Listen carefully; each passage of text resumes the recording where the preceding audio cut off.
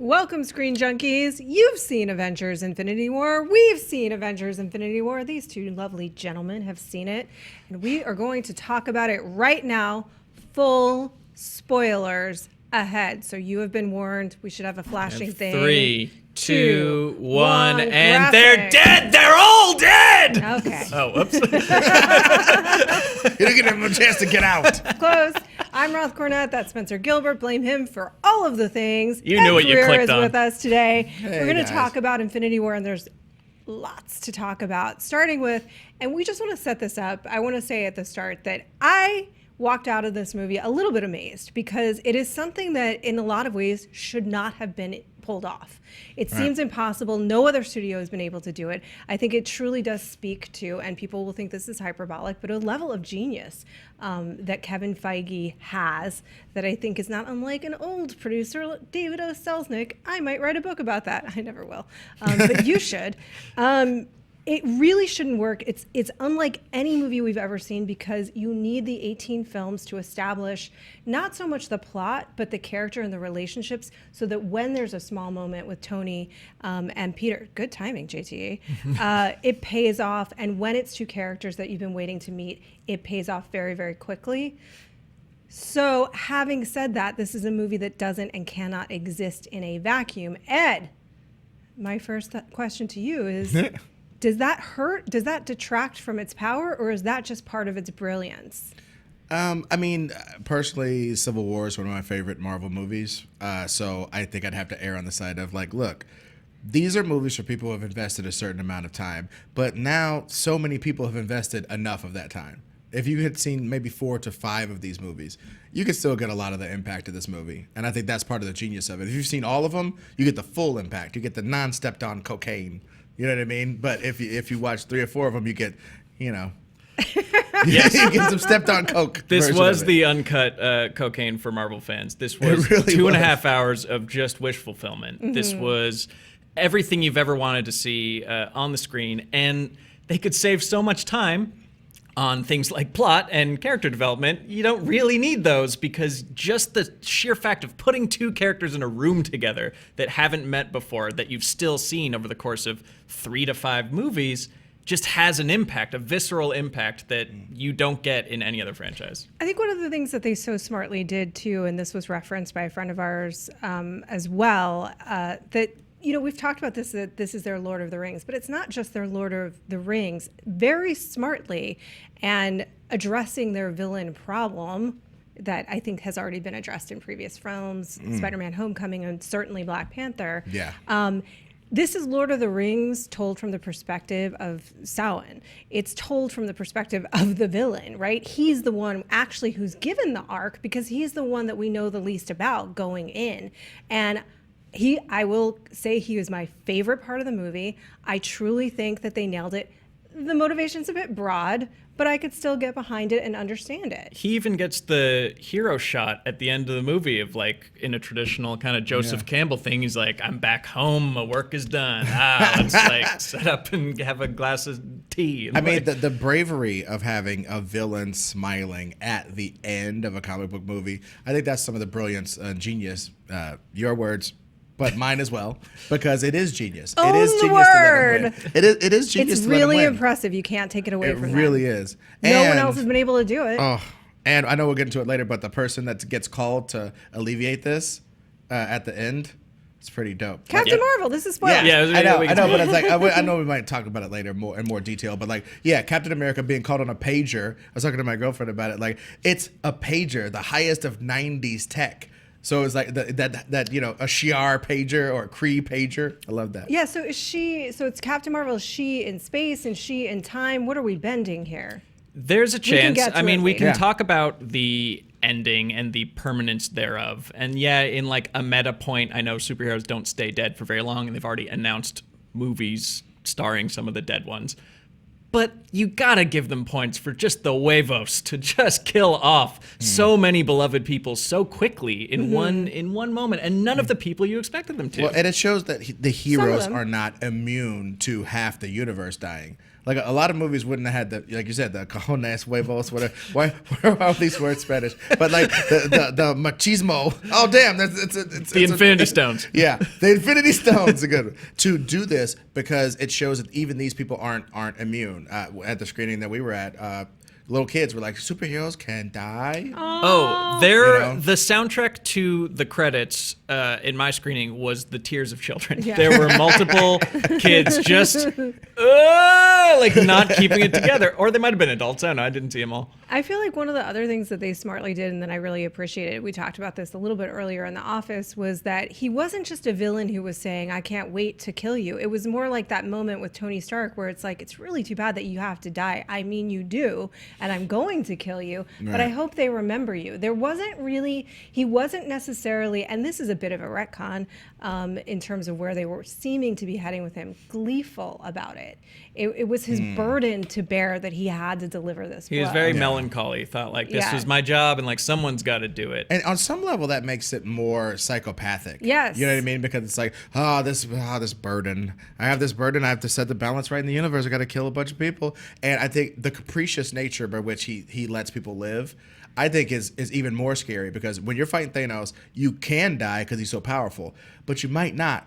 But just because of one of his whims, not because you're so dope that you survived. He doesn't kill anyone that he doesn't have to. Which is, I know. I kept noticing that over the movie, and it was like such a consistent choice that it didn't even seem stupid. Like sometimes, like people will take a hero and throw him behind the washing machine for no reason. Like, well, you had him. Don't throw him behind the washing machine. Beat him up. Well, he doesn't kill anybody that doesn't think that he has to. Yeah. Or he leaves it up to the fates in the sense of, I thought that you would appreciate this. It was kind of an egalitarian message. Like, it doesn't matter what echelon of society you're in, you're all eligible for the Hunger Games. Finger snap. I mean, look, there's a failure of imagination. If you can control reality, you can just lower the birth rate a little bit, or you can make more food. You don't need to murder half the people. But you know what? I think also, but he thinks, especially in the comics, I don't know if they've articulated this even throughout 2 hours and 30 minutes of screen time in this movie, but in the comics at least, it is a sacrifice to death. As an entity. That's not the Russos the screenwriters deliberately said it's too weird to introduce. That's definitely too weird. But I do think he thinks of it that way. Were you bummed a little bit?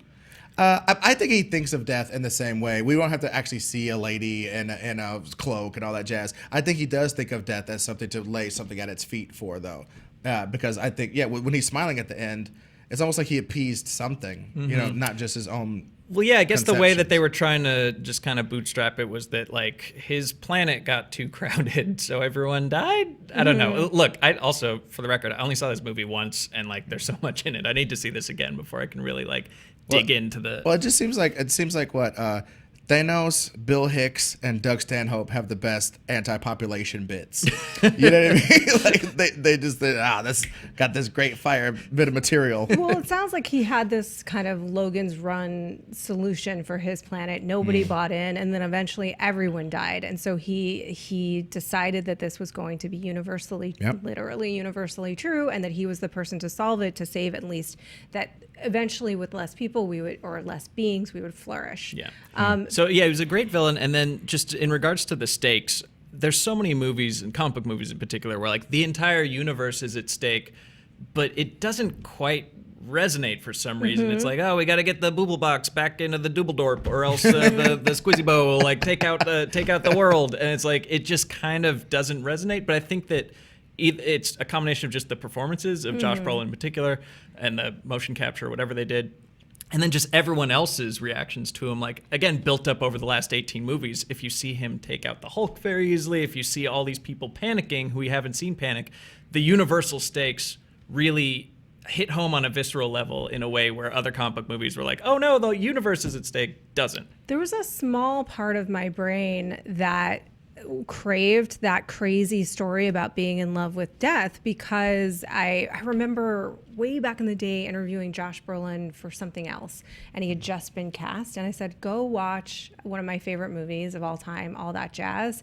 And it's basically that, but in space, because he's in love with death in the movie, played by Jessica Lange. So that didn't happen, but I think that the motivation that they chose was, if you look at the world, if you look at things like the state of our environment, it's something that, whether you agree you can't wipe out half the population, it resonates at least a little bit on a human level. Well, I mean, it's one of those things that people can envision as being, right. Everybody's been in a crowded plane before and been like, you know what, half these people gone would be but great. it's never the half that you're in, interestingly enough. Yeah, It's always the exactly. other half. Well, that's the point, is that there's this whole theme the entire movie, and they repeat it quite. I mean, it's a little on the nose, and that's fine. They want to drive. There's so much coming at you. You need to understand certain elements. But this theme of self-sacrifice, this theme of you're going to have to sacrifice the thing that you love for the greater good or not.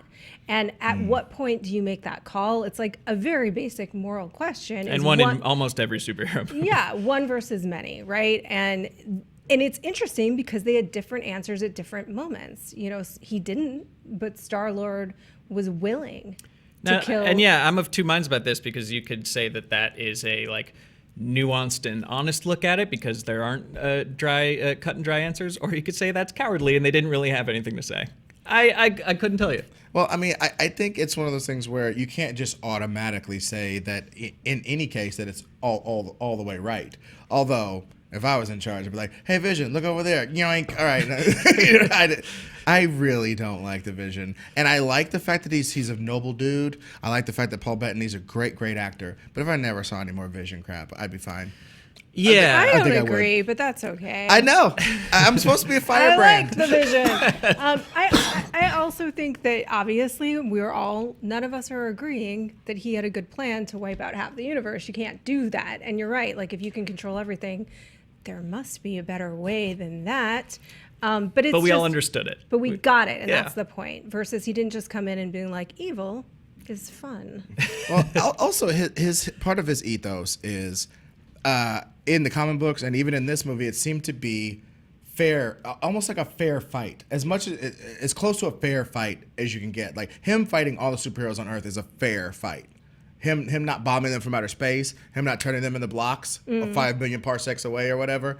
That would be something he could do, but it wouldn't be fair. Or sending his underlings to do all his work for him over and over and over again, even though they keep failing over and over and over exactly. again. They're not good underlings in this film. Yeah. Well, I think in this film they were better than, your Ronins, even your Lokis. Yeah. They were pretty badass. So you brought up Squidward. That was one of the better jokes that landed. That was so the funny. Squidward one. Nutsack chin. That's another great quip. I loved him even with the nutsack chin. I gotta say, I thought he was a really great villain. Let's talk about those deaths and what actually you bring up Loki. My basic theory is that anyone who died before he snapped his fingers is actually dead. And that brings the two most resonant deaths for me, the most effective emotionally, were the father-daughter relationship, which they crammed into this movie, but I still thought it worked in that moment.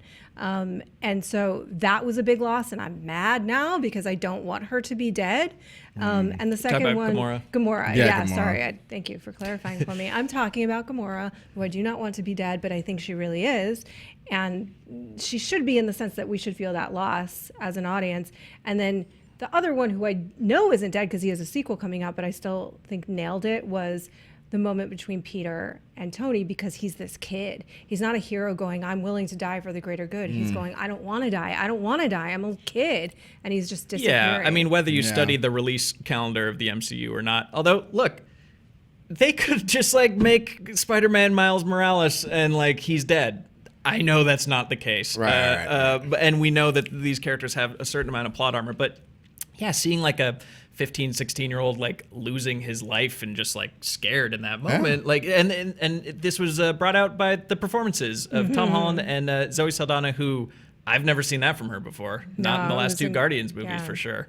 It's like she was pacing herself. Yeah, because this one she kicked it into Usain Bolt. Yes. It was very, very moving. Yeah, I thought it was very, very moving, and I think the scene where she realizes aha, you suck. Oh, wait a minute. I'm the sacrifice. Oh, this sucks. And she gets thrown off the thing. That was so real because she never got her moment of she got her moment of triumph over him, but then she realized, oh God, he does. Him loving her was her undoing. Yeah. That's fantastic. For a comic book movie, that's fantastic. Right. Imagine craving your parents' love your whole life, which anybody would, even if that was your parent. And the minute you realize you've always had it is the minute you have to die as a result of it. Yeah. I mean, Which will in turn destroy the universe. Sure, And then she there's tries also- to kill herself. There's a lot going on in But that I still scene. have a pet lot of theory. turns. When she's explaining, especially with how she snaps, she's explaining that he could kill the whole earth just like with a snap of his finger, and it turns out to be that's exactly what he does. I think that plus the knowledge, that secret that never gets borne out. We don't find out that secret. Whatever secret she has about she has a secret about how his power works. I think that maybe he doesn't even have. I thought the secret was just where the Soul Stone was. No, I which agree with after, you. No, after yeah, so there's many fan theories. because you notice how when he finally gets all the Infinity Gems and he does the snap and everybody dies, it seems like his gauntlet shorts out. It seems like it doesn't have quite the effect that he wanted to have. There's something wrong with him getting his win. theory. Yes, Roth. They are not dead. They're trapped in the Soul Stone. Is my theory. Okay. And that's perhaps the secret that she had. That's perhaps what clearly Doctor Strange had played out the 14 million. The one way we can win is X. Yeah. I don't think he got it wrong. I think that was his plan. Yeah. This was the only way, Tony, and that's why he sacrificed the stone for Tony's life, because Tony's going to be a big key in that. Yeah. But it's possible that theme of self-sacrifice continues to play out. Like maybe some of the Avengers that are left, which are the original ones, have to trade places with some of the ones that are trapped, or I'm not sure. Oh yeah, all the ones who want to get out of their contracts. This is Honestly. yeah. That's kind of tight actually. Well, like Captain yeah. America and Tony Stark, they walk hand in hand into the light. You know what I mean?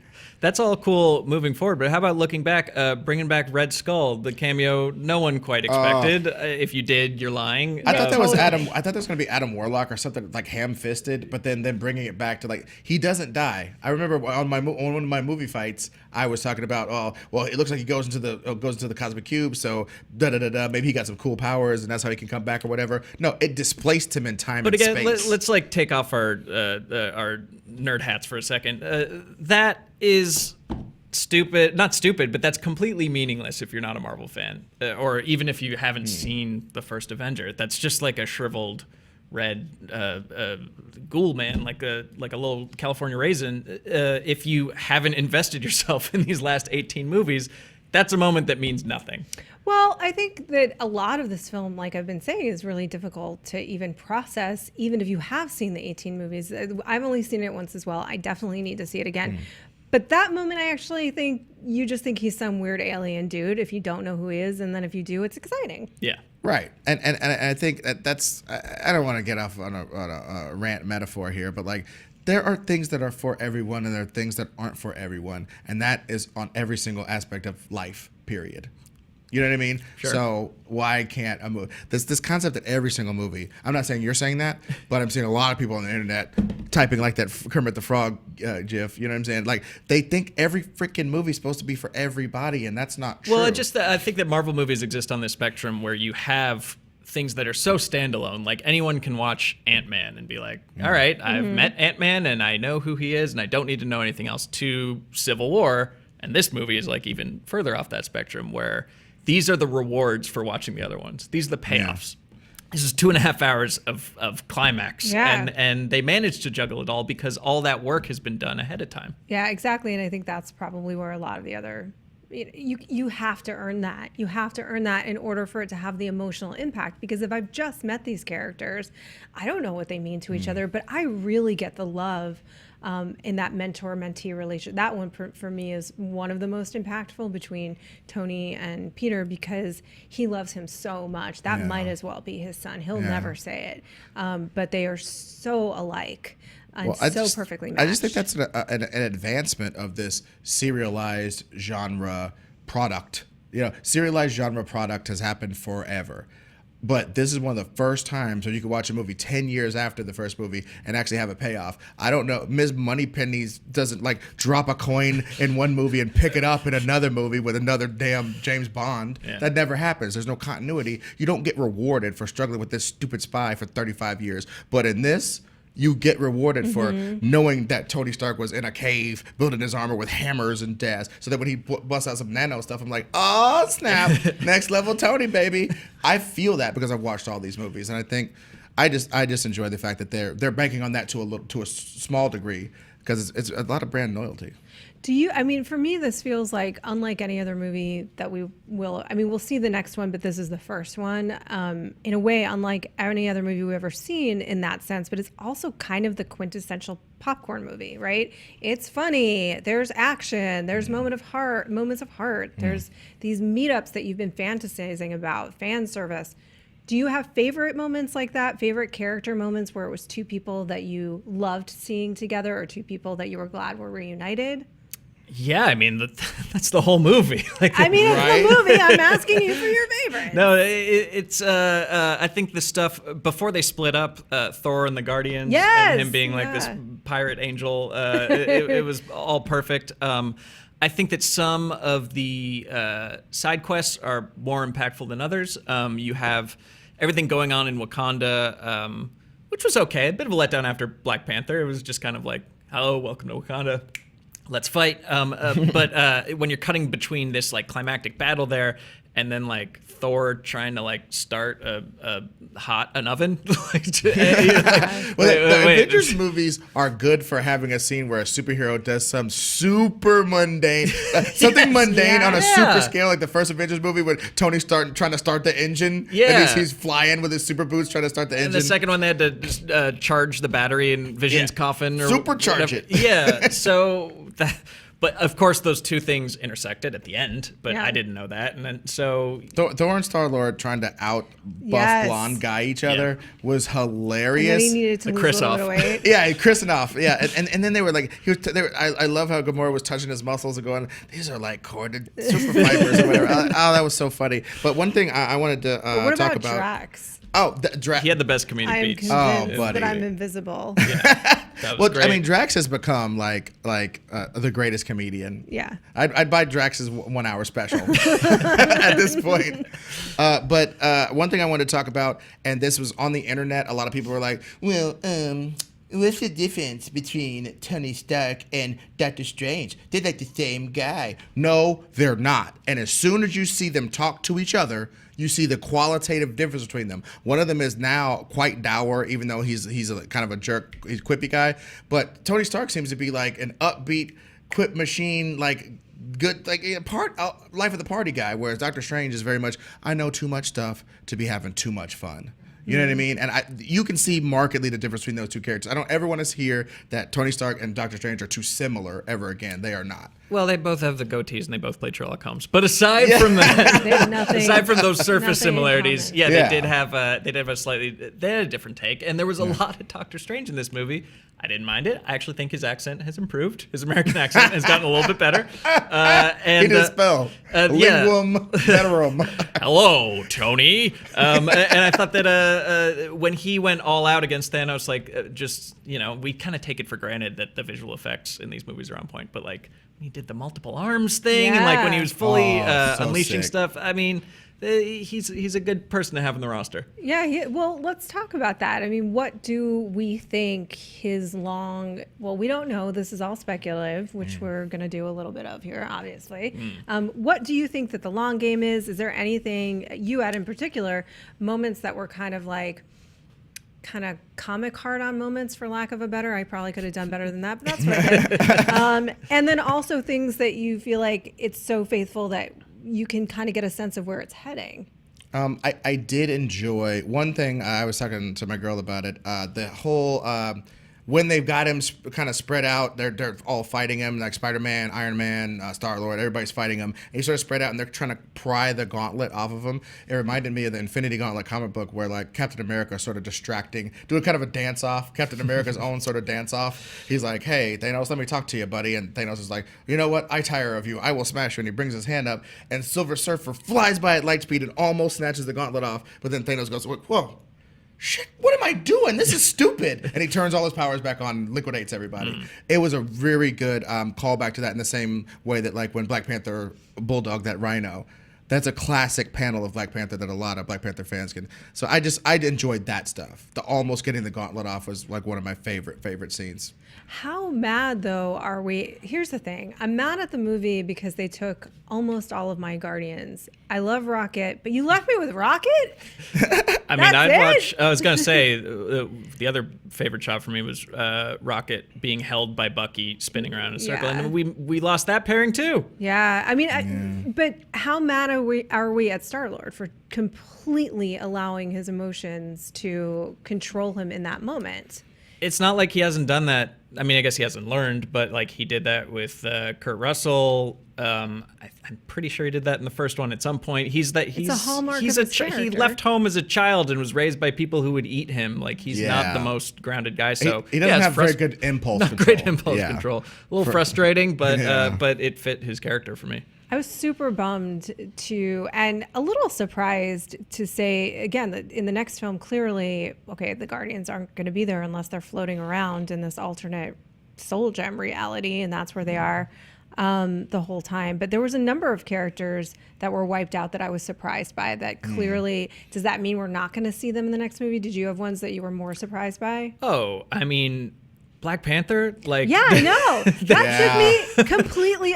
He's your guy. Yeah, but they already. This is what I feel like. Disney's like, shit. It's the biggest movie of the world.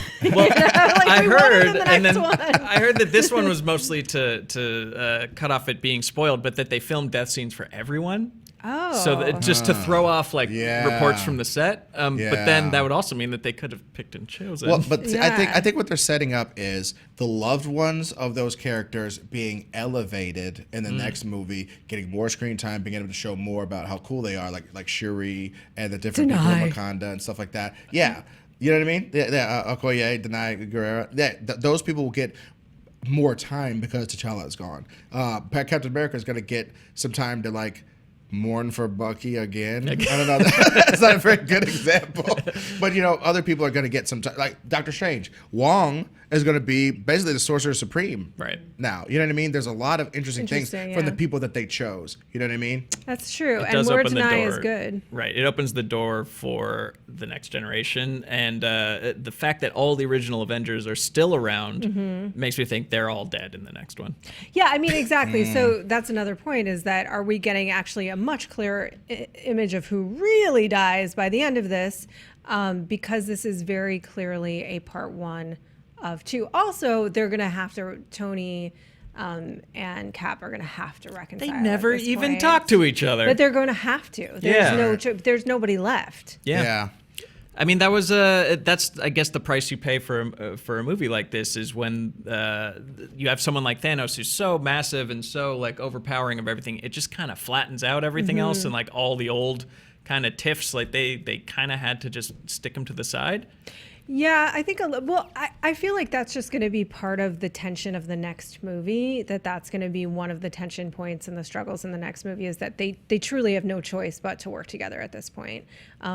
And secondarily, I think to your point, we can almost inverse by the end of the next movie who's really, really going to be dead and who's actually going to be back in the new Avengers. Well, and there's also people like Sam and Bucky going away makes me think that there's going to be some kind of, hey man, I want to be Captain America. No, I want to be Captain America between him and Bucky when they both come back, but then Steve Rogers has to leave. Right.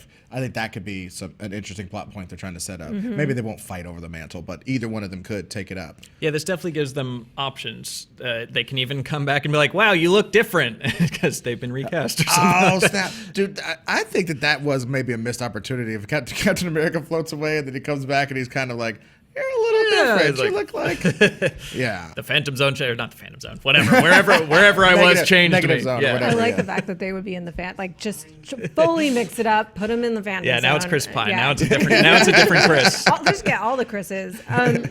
Do you have any criticisms in the sense that this is inherently, even though they're not saying it's part one, it's so clearly part one of two. It ends with a ...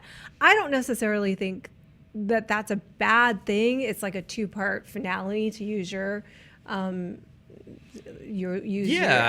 think that actually was a really cathartic and moving and unexpectedly final non-cliffhangery way to take it. Like, we're only speculating that they'll all come back because we've seen a million other movies. But the way they ended it, like, this is that they followed through. They followed through on what they set up, which was there's going to be stakes, people are going to die, and we don't know how they'll resolve it, and that will color the way we look back on this. But for now, it's like, yeah, they did it. They done did it. I'm fully satisfied with my product. And also, we've been talking ad nauseum for like seems to be 10 years about the villain problem that Marvel had. And as Roth alluded to earlier, it seems like they solved it with the Vulture and the reconceptualization of him, as well as Black Panther's villain Killmonger.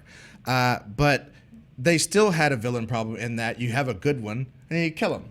You have a good one, you kill him, or you have a good one, you throw him in jail, and you know he's not going to come back because it's like, whatever. You know what I mean? But this guy is so hardcore that we need multiple 3-hour movies to beat him. Yeah, and that's great. Look at to address like the fact that it feels like half a movie in some respects. If you look at it as a movie about Thanos, like, no, it's got a beginning, movie. A middle, and an end. Yeah, and I think it is. That's what's smart. This truly is, people have talked about doing a comic book movie from the villain's perspective. That is what this movie did. It's 100% from the villain's perspective, and he has the arc. And then I think we're going to come back in the next movie, and it's going to be from the hero's perspective, which is a really interesting way to do this.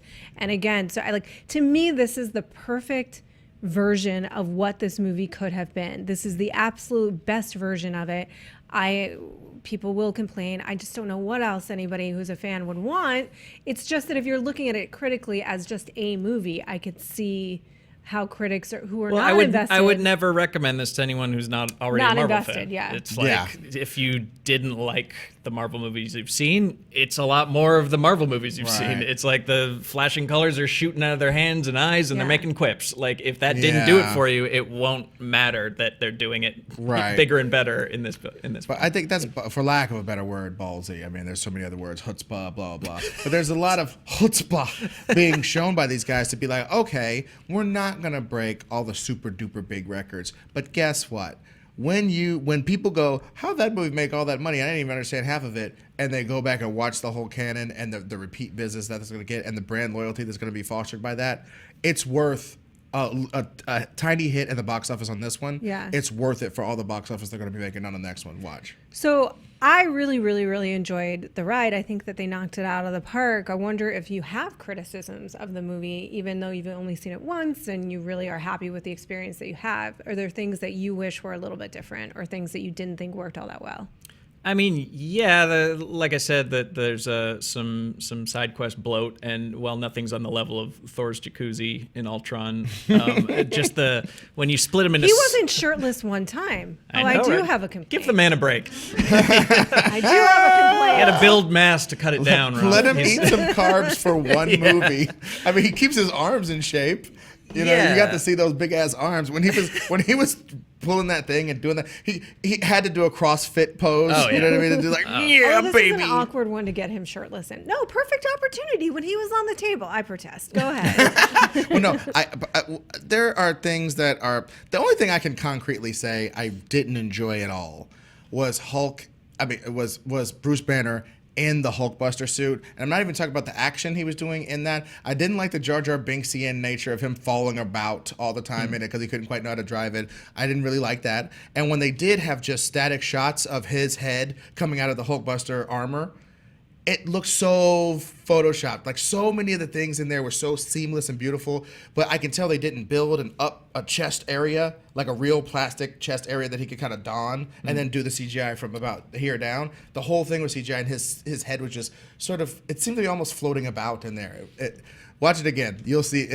Now that I've drawn your attention to it, you won't be able to look away. I mean, honestly, I saw it at 10 in the morning. It went straight into my eyeballs and my cerebral cortex and swam around in there for a while. And then I came to do a review. So I think I need to wait till after next Thursday when we're done with our big event and see it again. Spencer, I interrupted you. What were your thoughts? I mean, look, I can make it sound terrible.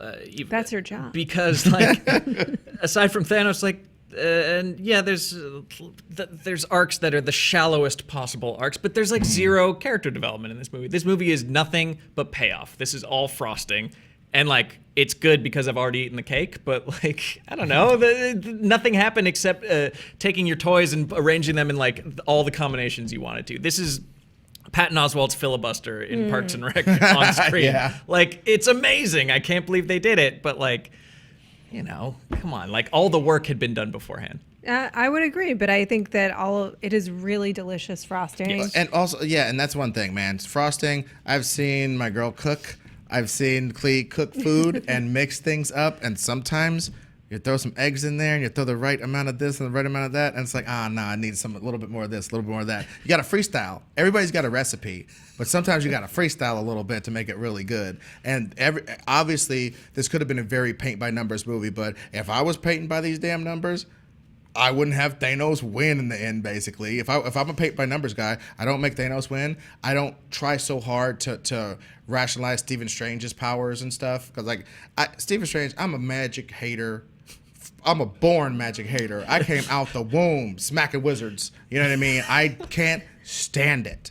And Doctor Strange is so damn cool, man, because it's a martial art. He can't even do it without. It's hard for him to do it without his arms and stuff. They could take him out certain ways, and like even Scarlet Witch, she was keeping blades off of her throat and stuff, doing this stuff. Oh, the gang signs saved my life. You know what I mean?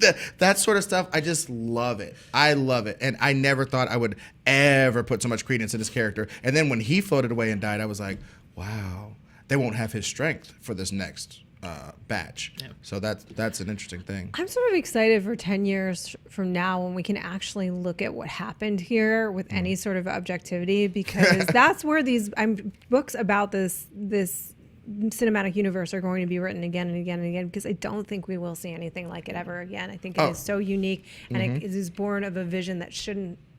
All right. Oh, the dwarves being but giant. Absolutely did. The dwarves being giant. Oh, last things last. The dwarves being giant was amazing. That was so cool. Did you love that, Peter Dinklage? Oh yeah. I mean, once there was just like a collective, when we all realized who it was. That was great. Yep. All right, we have to talk about the post-credit scene. First of all, one of the questions that many people will ask is, when do I pee? And that's fair.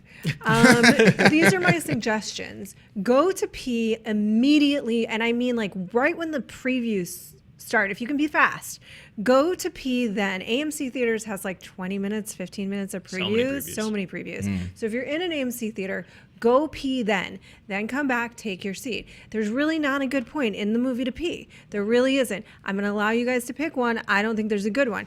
Pee really fast at the very start of the credits. You got to get out there fast and then get back in, and you probably will have enough time to catch the after credits. I think you can pee. Well, of course you can pee during the credits because those are like 9 minutes long. Yeah, but you have to pee fast and then come back and see the after credits. Yeah, but you could pee, I think. Stay for when Cap walks through and shows off his, like, you know, Just for Men, you know, his beautiful new mane and beard and stuff like that. Stick around for that. But once he shows up and they kind of subdue those goons, then there's like a lot of him like walking into the hologram meeting with like Thunderbolt Ross and like it seems like they're gonna kind of like resolve things from Civil War, but nothing really happens. You All can right, pee then. that's your P point. Yeah. P point. Yeah, I think I agree with you, because I was telling her that no pee, no peeing. You go pee, because when you come back, I'm not explaining jack, because like she picks some of the worst times to leave. I know what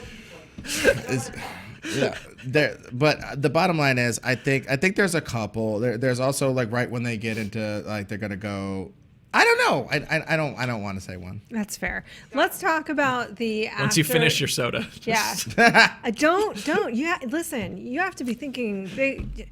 Don't drink a beer right before you go in. Have your liquids end about an hour before the movie starts. You got to plan. You're not going to want to have a beverage during this movie. I'm sorry. You can have plenty afterwards, but let's gird up here. This is a long film. So the after credit sequence, did you like it? A, and then B, let's talk about Captain Marvel.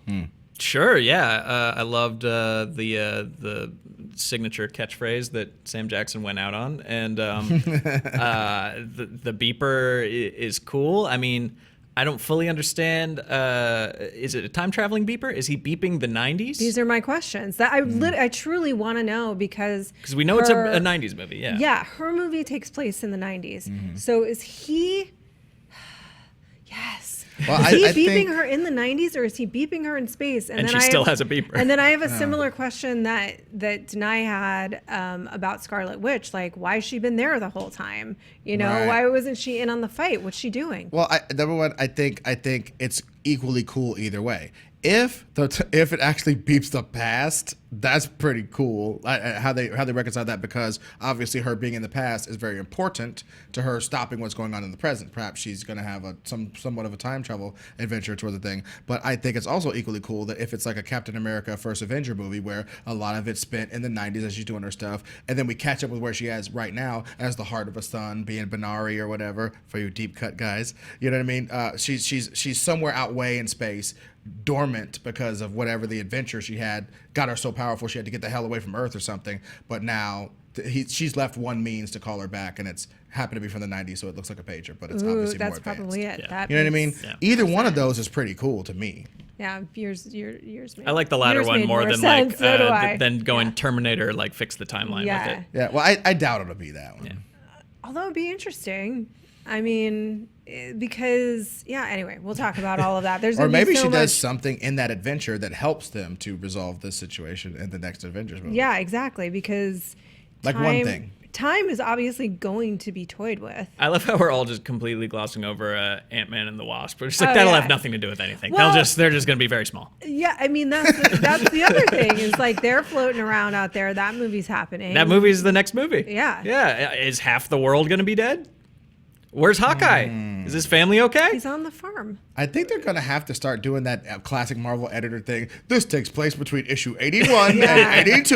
You know what I mean? I think they're going to have to start doing that stuff. Yeah, Ant-Man and the Wasp couldn't take place. It could not reasonably take place after this, because their entire movie would be about the fact that half the population is dead. We don't know. But also, it could be about that being a new status quo. We don't know where these people went, yada, yada, yada. And now half the super big, powerful superheroes are gone. So this pew, pew, pew, this pew, pew pair are going to have to solve something that's way bigger than their pay grade. That could be interesting 'cause as all the well. heroes are gone. They'll have to invest in real estate. I presume that one of you watching this does have the answer for us, and you will let us know in the comments and Twitter what is happening with that and all the other Groot things. Stormbreaker is the tight thing, too. That's tight.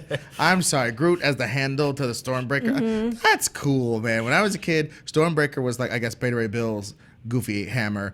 And I just think that's very really cool. cool. Did you like Teen Groot? Yeah. I he never stopped playing that video game Yeah. until like it got super dire I and he have put it down questions finally. about tree puberty, but we don't need to address those on this video. Puberty. Don't we? Puberty. Puberty. I liked it more than I thought I would. I love that fan. The Guardians are my favorite characters. So again, I'm a little mad at you. They will be missed. I hope that they will be floating around in some zone and somehow present in the next movie. But we'll see, because that's a lot to handle in the next movie too. So it might be necessary to hone in on some of these other characters. There is a lot to unpack with this. I saw it a couple of days ago. I'm still overwhelmed and still trying to process it. Yeah, I saw it last night. It's a big bite. Yes. Gotta Yeah. digest. And I literally just came from it. Yeah. I Oh, wow. There you go. just came from it. Those So are it's, those like, are the right there. three experiences. You're gonna see it again this weekend? I mean, my girlfriend seems to think so. So, hey, she a vegetarian. I guess that makes me a vegetarian. Benny G? Same. My wife's a vegetarian. so- Yep. Seeing it again this weekend Oh yeah, probably. with the lady. I'm gonna wait one more week until I can fully sit down and focus and unpack this thing. You guys let us know how many times you're gonna see it. 5, 6, 7, 8 times. Final thoughts from everybody? I think we said it all. Did we say it Yeah, all? I think we said it all, but I would just entreat people who are even somewhat on the fence. If you've invested at least 3 to 4 of these, in at least 3 or 4 of these movies, you will be able to get most of what's going on. And if you have watched every single one of them, I don't know why you wouldn't see this. Some of the setups and payoffs from this 10 years of cinema are really amazing, and the bravery of some of the choices are really amazing. And especially after you watch all these damn spoilers, you probably should see I how it would played say, out. Yeah, if right. if you're watching this video, I really hope you've already seen the movie. Otherwise, this was very confusing conversation for you, and probably ruined a lot of the film. This is one that I say, I don't know if it can be totally ruined, but you may as well go in as fresh as you possibly can, which means go in right now and don't turn on the internet until you're out of the film, because spoilers will be everywhere over the next couple of weeks, so people need to see this pretty quickly. I am overwrought and excited and just blown away by all of the movie that landed in my brain this week. How about you? Let us know in the comments below. Thank you. Ed, where can the people find you? At Ed Greer Destroys on Twitter and Instagram. I'm also an artist, so on Instagram is not just a bunch of pictures of my ugly mug. It's pictures I've drawn. And they can listen to me. Ed that way. They can listen to me on the Nerd Goat podcast. It's on Bail Bonds Media Network. And it's a really good podcast. We do a deep dive on people's favorite character and why they connect with that character. It's not just canon about them. It's just like, hey, Spencer, why do you like the Punisher as a 14-year-old picked on kid? You know what I mean? Type of thing. Ooh. I won't even go there. He's not my fave. But I'm here. There's my name. Yeah. Here's my desk. We What's up? we possess all of your time, so we put him here every day on Screen Junkies Universe and on Honest Trailer Commentaries and all of the things that we force you to be on, just like this. Dan Murrell, for those of you who are wondering, was out of town this week, so we miss him a lot.